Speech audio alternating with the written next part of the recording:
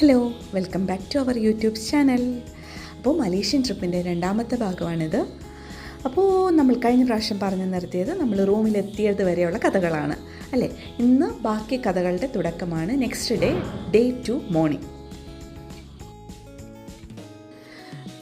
ഞങ്ങളുടെ ടൂറിൻ്റെ പ്ലാനിങ് ഞങ്ങൾ തന്നെയാണ് ചെയ്തിരിക്കുന്നത്. ഏതൊക്കെ ടൂറിസ്റ്റ് സ്പോട്ടുകൾ ഏതൊക്കെ ദിവസം നമ്മൾ കവർ ചെയ്യും എന്നുള്ളൊരു വെൽ ഡിഫൈൻഡ് പ്ലാൻ ഞങ്ങളുടെ കയ്യിലുണ്ടായിരുന്നു.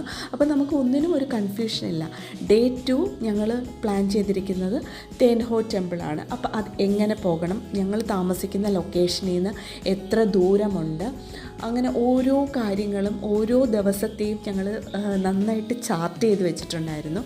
അപ്പം ഞങ്ങൾക്ക് ഇതിൻ്റെ അകത്ത് തോന്നിയ ഒരു ബെനിഫിറ്റ്, നമ്മൾ ഓപ്പറേറ്റേഴ്സിൻ്റെ കൂടെ പോകുമ്പോൾ അവർ പറയുന്ന സമയമല്ലേ നമുക്ക് അവിടെ സ്പെൻഡ് ചെയ്യാൻ പറ്റത്തുള്ളൂ. അതുമല്ല നമ്മൾക്ക് അത്രയും ഇപ്പം നല്ലൊരു പ്ലേസ് ആണെങ്കിൽ കുറച്ച് നേരം നിന്ന് ഫോട്ടോ എടുക്കണം, അല്ലെങ്കിൽ നമുക്ക് കുറച്ച് നേരം ഷോപ്പ് ചെയ്യണം. അപ്പോൾ അങ്ങനെയൊന്നും നടക്കത്തില്ലല്ലോ. ഇതിപ്പം ഞങ്ങൾ ഡിഫൈൻഡാണ്, നമുക്ക് എവിടെയൊക്കെ പോകണം, എത്ര ടൈം സ്പെൻഡ് ചെയ്യണം. നമുക്കതിനൊരു റെസ്ട്രിക്ഷനോ ഒന്നുമില്ലല്ലോ, എല്ലാം നമ്മുടെ കൺട്രോളിലായതുകൊണ്ട് ശരിക്കും ഞങ്ങൾ എൻജോയ് ചെയ്തൊരു ട്രിപ്പാണ് ഞങ്ങളുടെ മലേഷ്യൻ ട്രിപ്പ്. അപ്പം ഡേ 2 ഞങ്ങൾ കവർ ചെയ്തിരിക്കുന്ന തേൻ ഹോ ടെമ്പിളാണ്.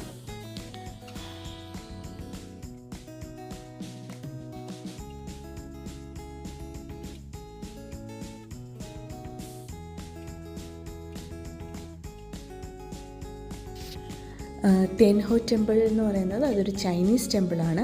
അതേപോലെ തന്നെ അതിൻ്റെ ആർക്കിടെക്ചർ തന്നെയാണ് അതിൻ്റെ സ്പെഷ്യാലിറ്റി എന്ന് പറയുന്നതും.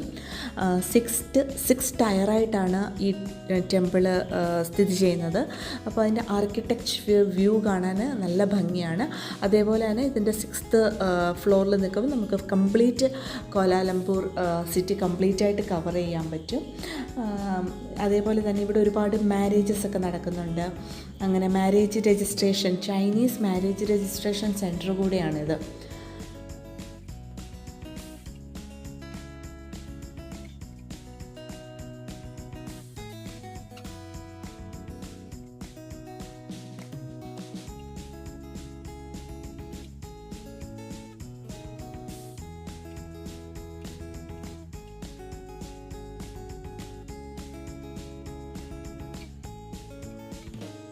അങ്ങനെ ഗ്രൗണ്ട് ലെവലിൽ നിന്ന് ഞങ്ങൾ മുകളിലേക്ക് ഓരോ ടയറും കയറി 3rd ടയറിലെത്തിയപ്പോൾ അവിടെയാണ് മെയിൻ പ്രെയർ ഹാള്.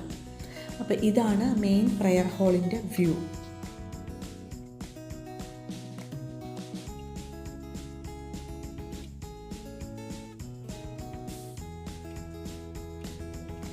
താഴ്ന്ന് കാണുമ്പോൾ നമുക്ക് തോന്നുകയില്ല ഇത്രയും വലിയൊരു പ്രെയർ ഹാൾ ഇവിടെ ഉണ്ട് എന്നുള്ളത്. അപ്പം നല്ല വിശാലമായിട്ടൊരു പ്രെയർ ഏരിയ ആണ് ഇവിടെ. അവിടെ പിന്നെ അവരുടെ ദൈവങ്ങൾ, അവരാരാധിക്കുന്ന ചൈനീസുകാരുടെ ദൈവങ്ങളാണ് ഇവിടെ നമുക്ക് കാണുന്നത്.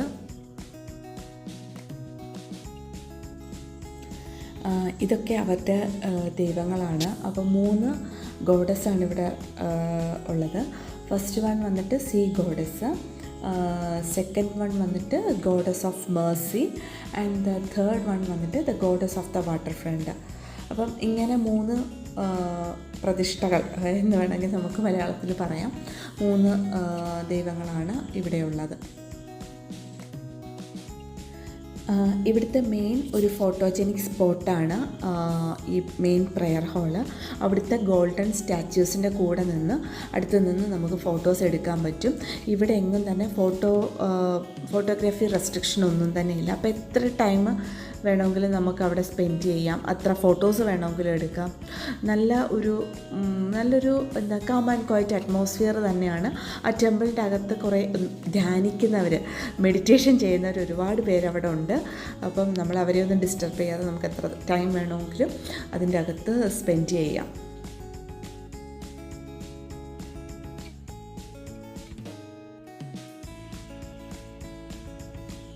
ഞാൻ പറഞ്ഞിരുന്നല്ലോ ഇതൊരു ചൈനീസ് മാരേജ് രജിസ്ട്രേഷൻ സെൻ്റർ ആണെന്ന്.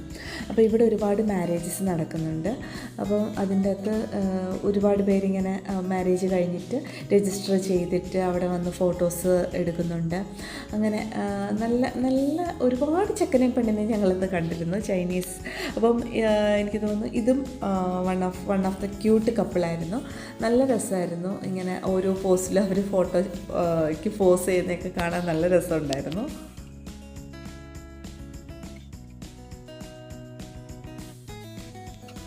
അങ്ങനെ ഞങ്ങൾ ഏറ്റവും ടോപ്പ് ടയറിലെത്തി. അവിടുന്ന് നമുക്ക് സിറ്റിയുടെ ഓവറോൾ വ്യൂ നന്നായിട്ട് കാണാൻ പറ്റും. പിന്നെ ഈ ടെമ്പിളിൻ്റെ ഏറ്റവും സ്പെഷ്യാലിറ്റി എന്ന് പറയുന്നത് തന്നെ ഇതിൻ്റെ ആ ആർക്കിടെക്ചറൽ വ്യൂ ആണ്. ബ്രൈറ്റ് ആയിട്ടുള്ള റെഡ് പില്ലേഴ്സും അതിലുള്ള ഗോൾഡൻ റൂഫ് ടൈലും അതേപോലെ തന്നെ ഡ്രാഗൺസും ഒക്കെ തന്നെയാണ് ഇതിൻ്റെ സ്പെഷ്യാലിറ്റി എന്ന് പറയുന്നത്. പിന്നെ കുറച്ച് നേരമൊക്കെ ഞങ്ങൾ അവിടെ സ്പെൻഡ് ചെയ്തു.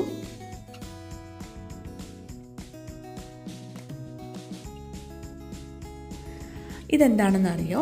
ഇത് ഒരു ചൈനീസ് ഫോർച്യൂൺ സ്റ്റിക്കാണ്. അപ്പം ഫസ്റ്റ് നമ്മൾ പ്രാർത്ഥിക്കുക, അതിനുശേഷം ഇതിൽ നിന്ന് ഒരു സ്റ്റിക്ക് ഷേക്ക് ചെയ്തിട്ട് ഒരു സ്റ്റിക്ക് സെലക്ട് ചെയ്യുക. അതിൻ്റെ അകത്തൊരു നമ്പർ കാണും. എന്നിട്ട് സിലിണ്ടറിൻ്റെ അകത്തുനിന്ന് ആ നമ്പറിൻ്റെ ഡ്രോ നമ്മൾ ഓപ്പൺ ചെയ്തിട്ട് അതിൻ്റെ അകത്ത് ഒരു പീസ് ഓഫ് പേപ്പർ കാണും. അതിൽ നമുക്ക് എന്താണോ എന്നുള്ളത് അതിൻ്റെ അകത്ത് എഴുതിയിട്ടുണ്ടാവും. അത് ഇംഗ്ലീഷിൽ എഴുതിയിട്ടുണ്ടാവും. നമ്മൾ അതുകൊണ്ട് പേടിക്കേണ്ട കാര്യമില്ല. ചൈനീസിലും ഇംഗ്ലീഷിലും അതിൻ്റെ അകത്ത് റിട്ടൺ ആണ്.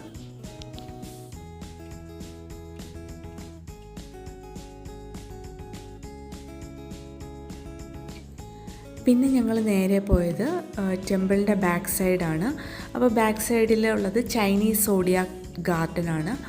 അപ്പോൾ അവിടെ കുറച്ച് നേരം കുറേ ഫോട്ടോസ് എടുക്കാനുള്ള നല്ല സ്പോട്ടുകളുണ്ട്. അപ്പോൾ ഞങ്ങൾ കുറച്ച് നേരം അവിടെയൊക്കെ നിന്ന് ഫോട്ടോസൊക്കെ എടുത്തു.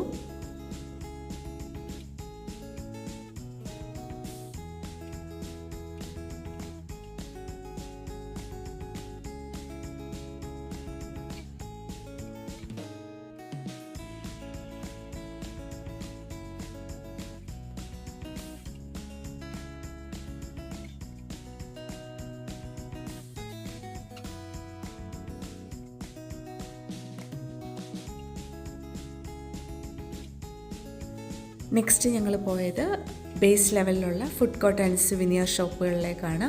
അവിടെ നമുക്ക് ബേസിക് ആയിട്ടുള്ള കുറച്ച് സ്നാക്സും അതേപോലെ തന്നെ ട്രഡീഷണൽ ചൈനീസ് സുവിയേഴ്സും ഒക്കെ അവിടെ അവൈലബിൾ ആണ്. ഇവിടെ തന്നെയാണ് മാരേജ് രജിസ്ട്രേഷനും.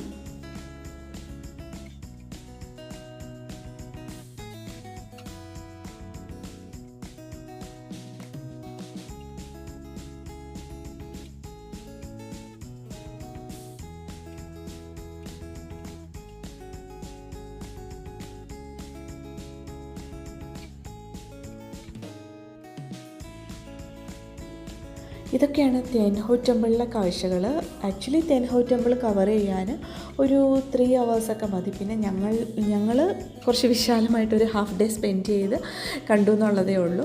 അത് ഡിപ്പെൻഡ്സ്, പേഴ്സൺ ടു പേഴ്സൺ അത് വേരി ചെയ്യുമല്ലോ. അത് ഓരോരുത്തരുടെയും ഇഷ്ടമാണ്. അപ്പം പേഴ്സണലി എനിക്ക് ഇഷ്ടപ്പെട്ടു. നല്ല രസകരമായിട്ടുള്ള അടിപൊളി ടെമ്പിളൊക്കെ ആയിരുന്നു.